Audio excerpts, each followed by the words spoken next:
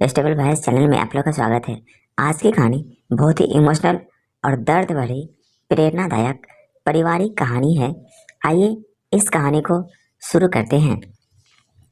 पूनम का पति 2 बच्चों को छोड़कर इस दुनिया से चला गया और कुछ दिन तक तो पूनम और उसके बच्चों को मोहल्ले वालों ने खाना दिया, लेकिन धीरे धीरे घर में कोई खाने की चीज़ नहीं रही। तो पूनम बच्चों को भूख को देखते हुए बाहर निकल गए और होटल पर बर्तन धोने लगे। और शाम को उसे कुछ पैसे मिले तो रास्ते में एक बूढ़ा आदमी मिल गया। वह बोला, मेरा बेटा बीमार है, मेरी मदद कर दो। तो पूनम ने उस आदमी को पैसे देकर घर चली आई और बच्चों को बोली, थोड़ी देर बाद खाना आ जाएगा, तब तक तुम आराम करो। और खुद आंचल में मुंह छुपाकर आंसू बहाने लगी। बच्चे सो गए और थोड़ी देर बाद दरवाजे पर जोरदार दस्तक हुई तो पूनम की आंखें फटी की फटी रह गई।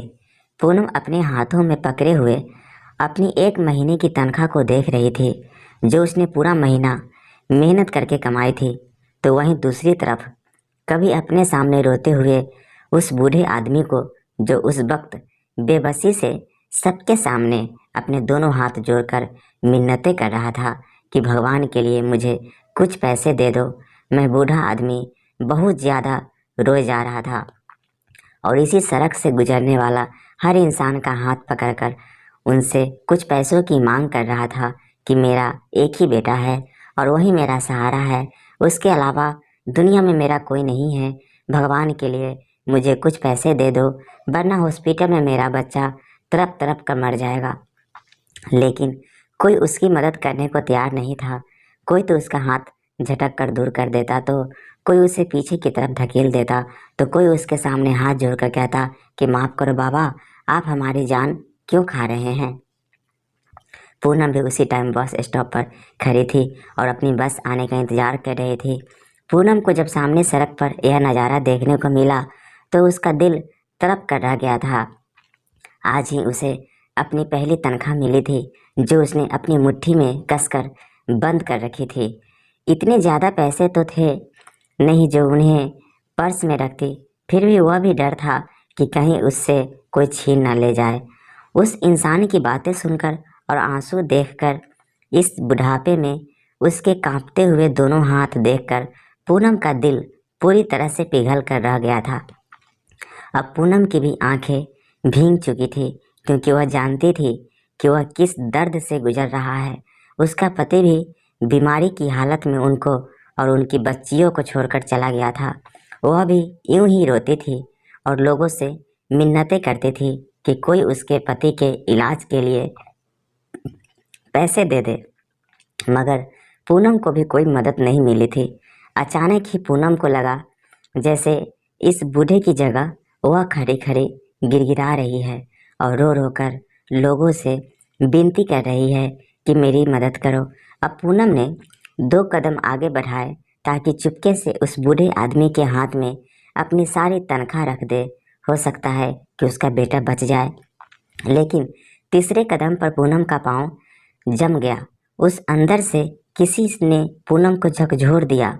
उसने अपने बच्चों घर में रोटी की आस लगाते हुए नजर आ रहे थे। उन्होंने पूरा महीना बड़ी मेहनत करके मुश्किल से सूखी रोटी खाकर गुजारा किया था। वह सोच रही थी कि घर जाते ही सबसे पहले इन पैसों से वह राशन लेगी और घर में आज बच्चों को अच्छा सा खाना बनाकर खिलाएगी। काफ़ी दिनों से वह खुद भी भूखमरी की ज़िंदगी जी रही थी, इसीलिए बच्चों के भूखे चेहरे पूनम के पाँव की बेड़ियाँ बने हुए थे। पूनम का दिल जोर जोर से धड़क रहा था।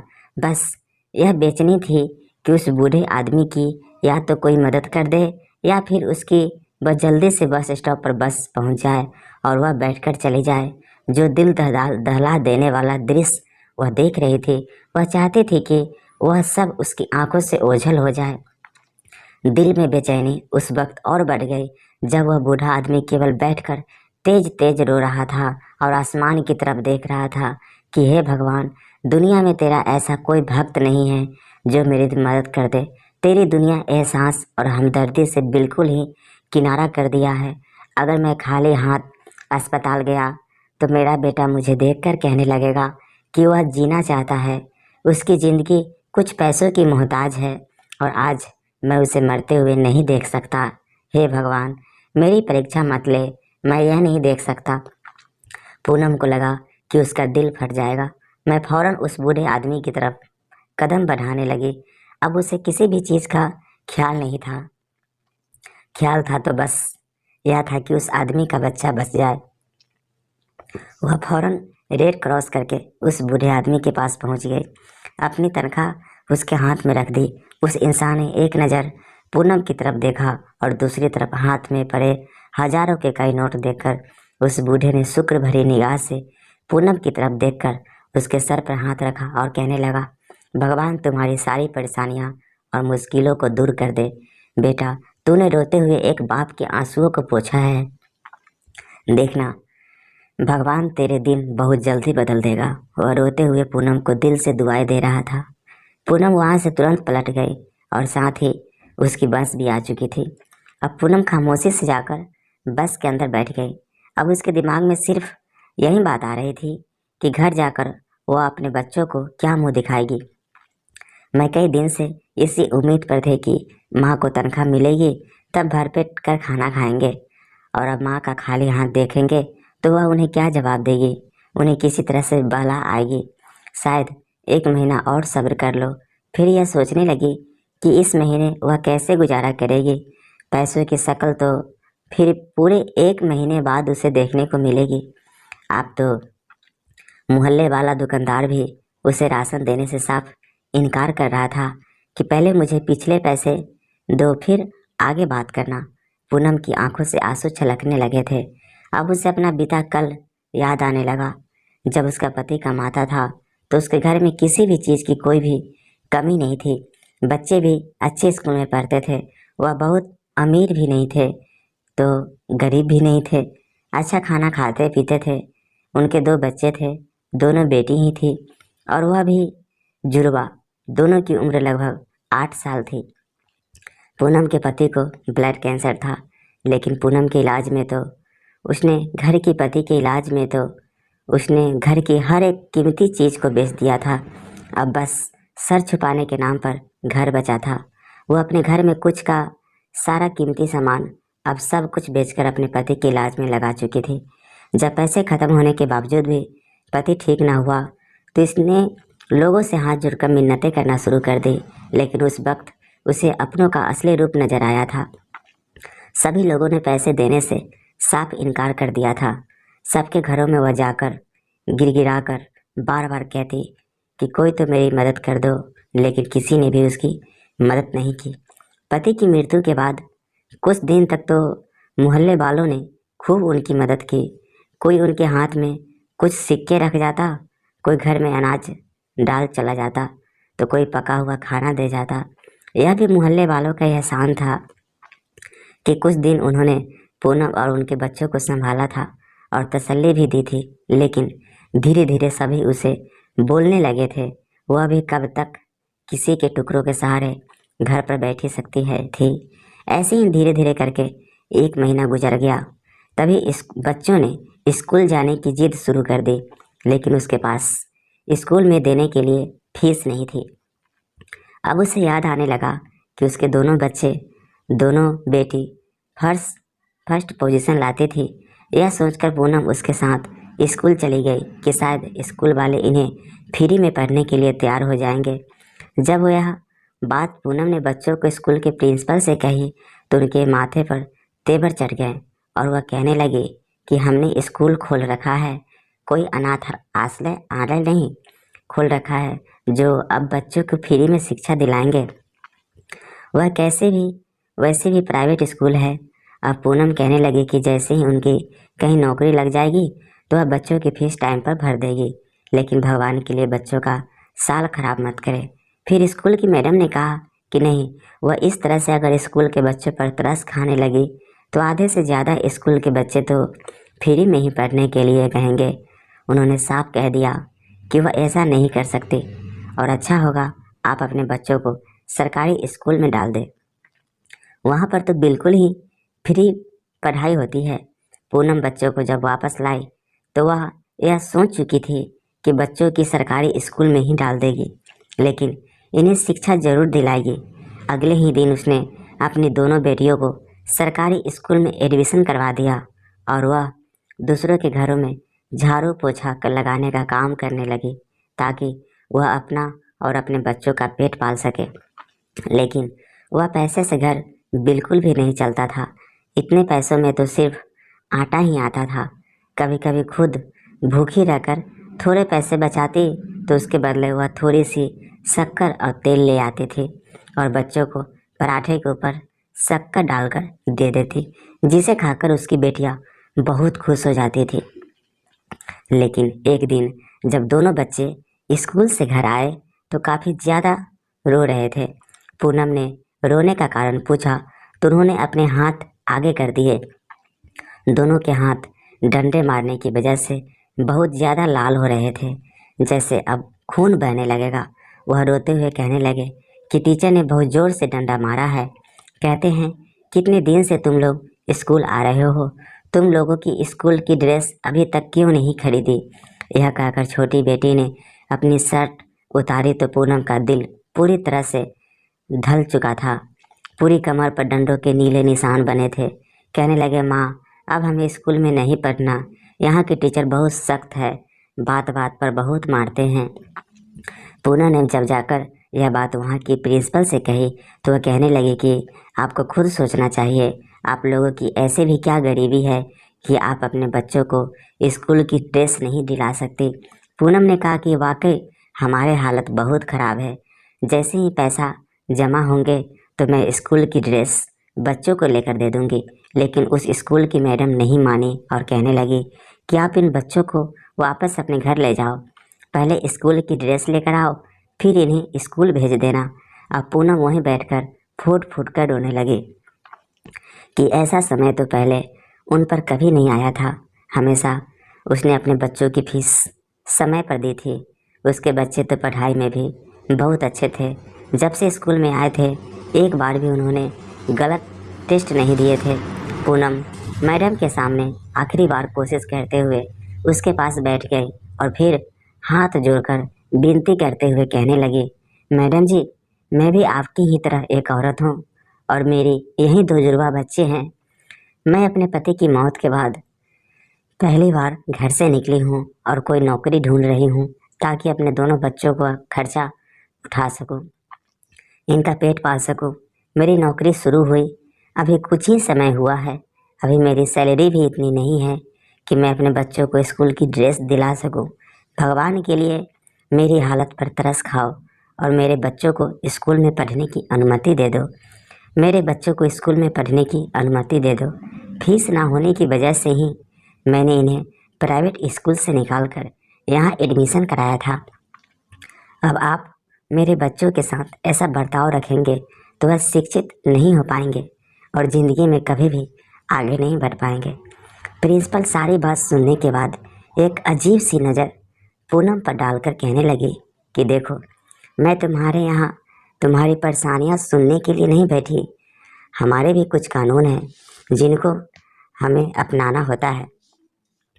तुम अपने बच्चों को अपने साथ घर ले जाओ, जब ड्रेस के पैसे हो तो एडमिशन करवा देना। मैं जब उनकी बातें सुनी तो पूनम ने अपने दोनों बच्चों को सीने से लगाया और उदासी भरी नज़र प्रिंसिपल पर डालती हुई स्कूल से बाहर निकल आई। बच्चे भी बहुत ज़्यादा परेशान थे। वह अपनी मम्मी से सवाल कर रहे थे कि क्या अब हम स्कूल कभी नहीं जाएंगे, क्या अब हमारा एडमिशन किसी और स्कूल में करवाओ। क्या होता माँ जो हमारे पास बहुत सारे पैसे होते और हम भी नया स्कूल ड्रेस पहन कर जाते। पहले ही पढ़ाई में इतना लॉस हो गया और अब और ना जाने कब हमारे स्कूल के ड्रेस बनेंगे। बच्चों की बातें सुन सुनकर तो पूनम की हालत बहुत ही ज़्यादा ख़राब हो रही थी। वह घर आई और बच्चों की तसल्ली देते हुए कहने लगी कि तुम लोग बिल्कुल भी चिंता मत करो, कोई और काम ढूंढती हूँ ताकि और ज़्यादा पैसे कमा सकूँ और तुम लोगों के स्कूल की ड्रेस भी आ जाएगी। अगले ही दिन पूनम और ज़्यादा घरों में जाने लगी और काम मांगने लगी, मगर किसी ने भी उसे काम पर नहीं रखा था और ना ही किसी को नौकरानी की ज़रूरत थी। सारा दिन भटकने के बाद जब वह घर वापस लौटी तो बच्चे पूरी उम्मीद से माँ को देखने लगे, मगर वह खाली हाथ थी। कई दिन तक वह नौकरी ढूंढती रही और आखिरकार वह एक दिन अपने मोहल्ले से निकलकर शहर की तरफ चली गई। तभी उसकी नज़र एक होटल पर पड़ी, जहाँ पर एक 10 से 12 साल का एक लड़का बर्तन धो रहा था। बर्तन इतने ज़्यादा थे कि वह अकेले बिल्कुल भी नहीं धो पा रहा था। पूनम यह देखते ही पूनम फौरन होटल के मालिक के पास गई और जाकर कहने लगी कि साहब, कि मैं बहुत ही गरीब और विधवा औरत हूँ, मुझे काम के लिए रख लो। मैं आपके होटल में झाड़ू पोछा कर दिया करूँगी और बर्तन भी धो दिया करूँगी, बदले में मुझे पैसे दे दिया करना। मालिक ने जब उस औरत को देखा तो पहले तो फौरन इनकार कर दिया और कहने लगा कि नहीं, मैं किसी औरत को यहाँ पर काम करने के लिए नहीं रख सकता। यहाँ पर काम करने वाले नौकर सभी मर्द ही हैं। देख, फिर कल को कोई ऊंच नीच हो गई तो सारी बोझ मुझ पर आ जाएगी। फिर पूनम कहने लगी कि मैं पूरी तरह घूंघट में रहकर आपके होटल का सारा काम करूँगी। भगवान के लिए मेरी हालत पर रहम करें।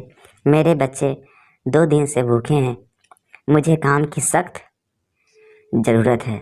उसके आंसू देखकर मालिक का दिल पिघल गया तो मजबूरन उसे पूनम को अपने होटल पर बर्तन धोने के लिए रखना पड़ा।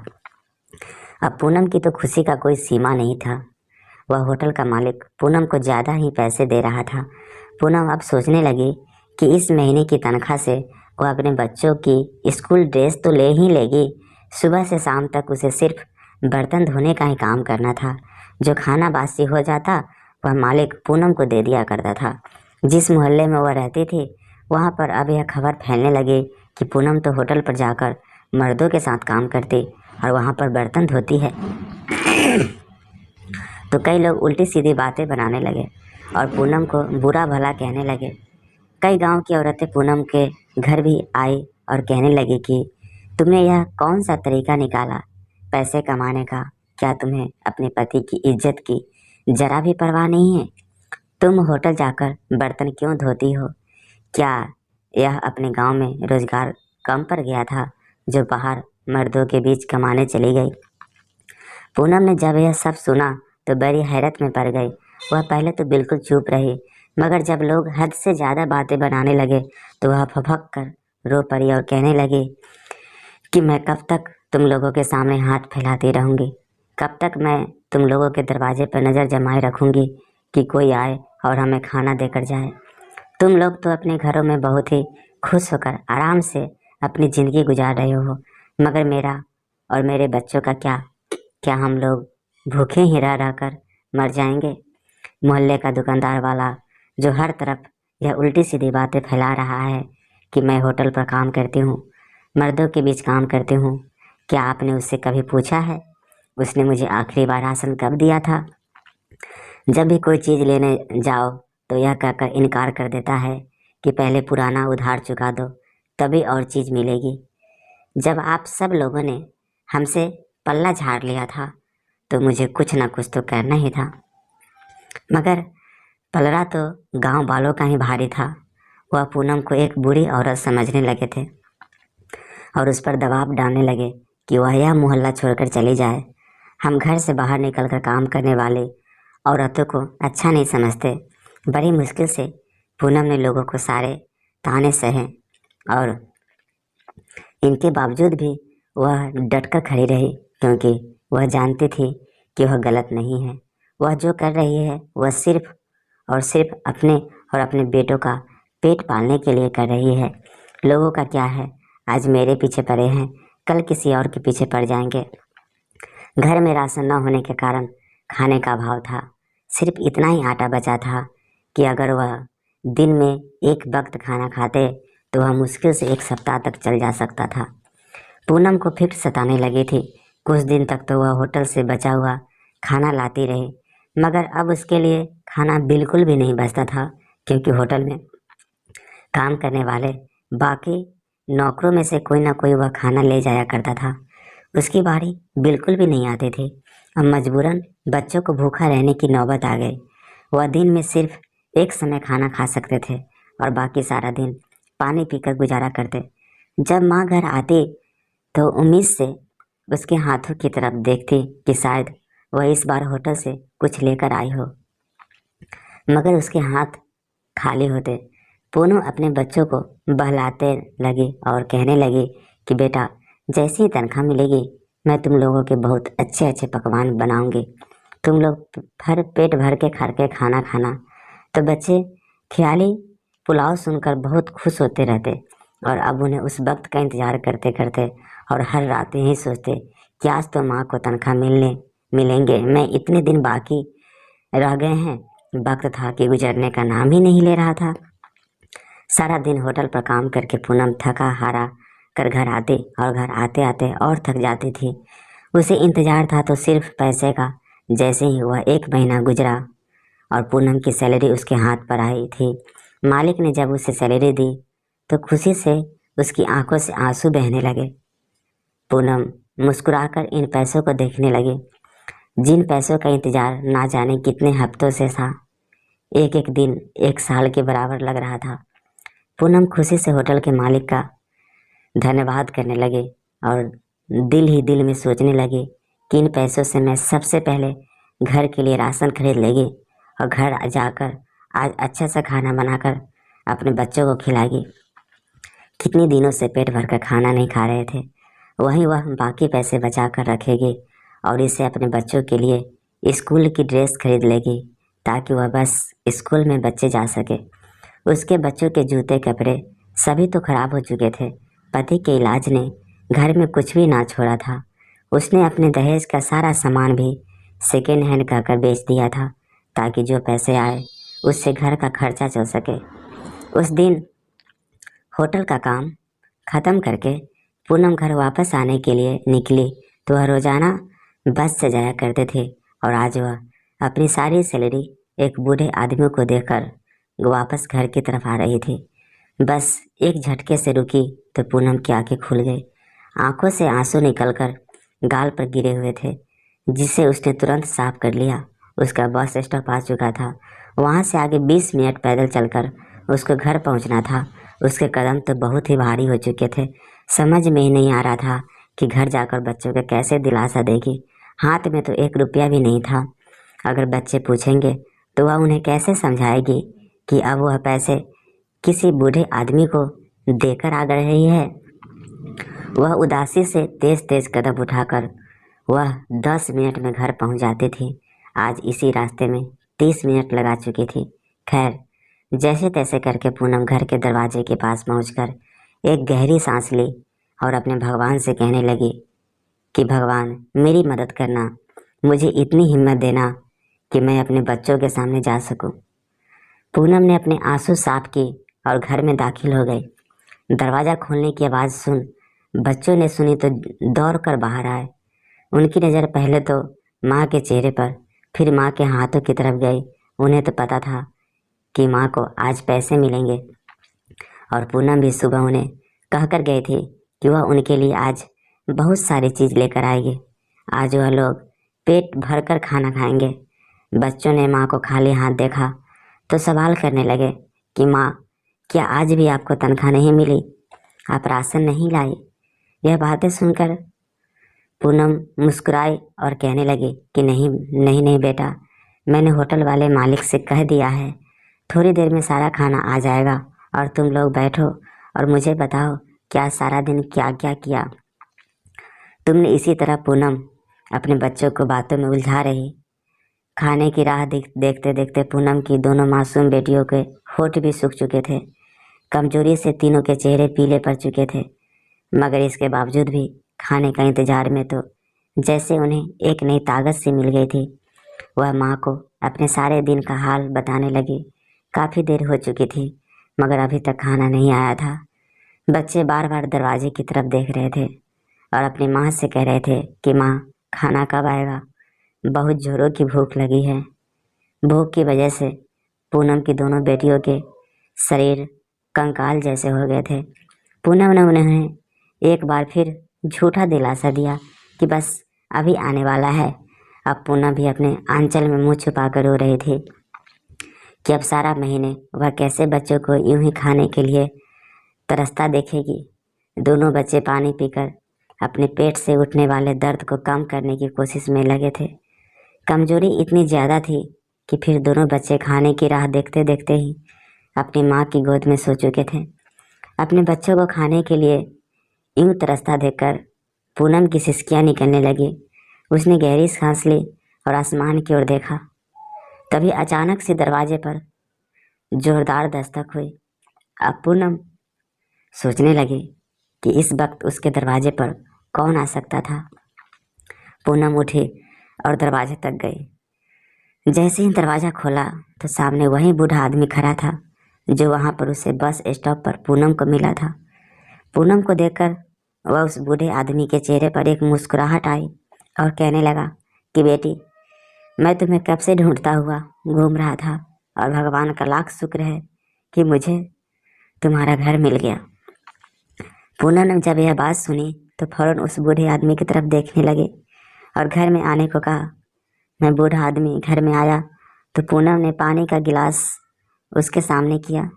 वह बूढ़ा आदमी अपनी जेब से पैसे निकालकर पूनम के हाथ में रखने लगा तो पूनम हैरानी से उसकी तरफ देखने लगी और कहने लगी, यह पैसे आप मुझे वापस क्यों दे रहे हैं?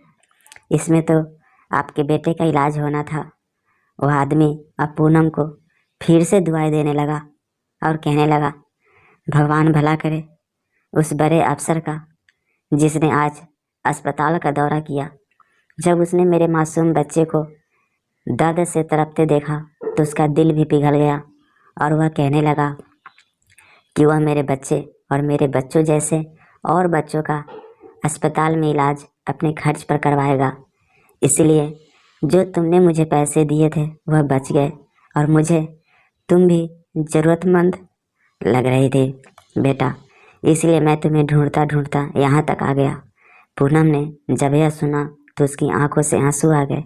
बूढ़ा पैसे देकर वहाँ से चला गया और पूनम इन पैसों को वापस अपने पास देखकर रोने लगी थी कि किस तरह से सभी परेशानियाँ हल हो जाती है। पूनम सोच भी नहीं सकती थी कि वह कितनी बड़ी परीक्षा से गुजर रही थी। वह फौरन घर से बाहर निकल गई और आसन लेकर आई। उसने खाना बनाना शुरू किया तो अच्छे पकवान की महक से बच्चे भी जाग गए। बच्चों ने जब अपनी माँ को खाना बनाते देखा और अच्छे अच्छे पकवान बनाए देखा तो उनकी खुशी का ठिकाना नहीं रहा। कुछ देर बाद तीनों ने पेट भर कर खाना खाया और पूनम ने भगवान का धन्यवाद करती रह गई। यह उसकी परीक्षा थी जिसमें वो खरा उतरा और पूनम के को भगवान की तरफ से आशीर्वाद भी मिल चुका था। कुछ दिन बाद होटल में खाना बनाने वाला बावर्ची होटल को छोड़कर कहीं चला गया था तो होटल के मालिक ने पूनम को खाना बनाने के लिए रख लिया था। पूनम बहुत अच्छा खाना बनाते थे। पूनम के हाथों से बना हुआ खाना चारों तरफ मशहूर होने लगा था तो होटल का मालिक खुश होकर पूनम को अच्छी खासी सैलरी भी देने लग गया था, जिसकी वजह से पूनम की अच्छी खासी कमाई होने लगी थी, जिसे पूनम के बच्चे प्राइवेट स्कूल में अच्छे तरीके से पढ़ने लगे थे। और वहीं दूसरी तरफ पूनम की कठिन परीक्षा के दिन थे जो भगवान उससे ले रहा था और पूनम इस परीक्षा में पास हो गई थी तो भगवान ने उसके लिए खुशियों के सारे दरवाजे खोल दिए थे। कैसा लगा यह कहानी कमेंट करके ज़रूर बताएं और हाँ, आप भी चैनल पे नए हैं तो कृपया इसे लाइक, शेयर और सब्सक्राइब कर लीजिए जिससे कहानी की नोटिफिकेशन सबसे पहले आपको मिले। Thank you.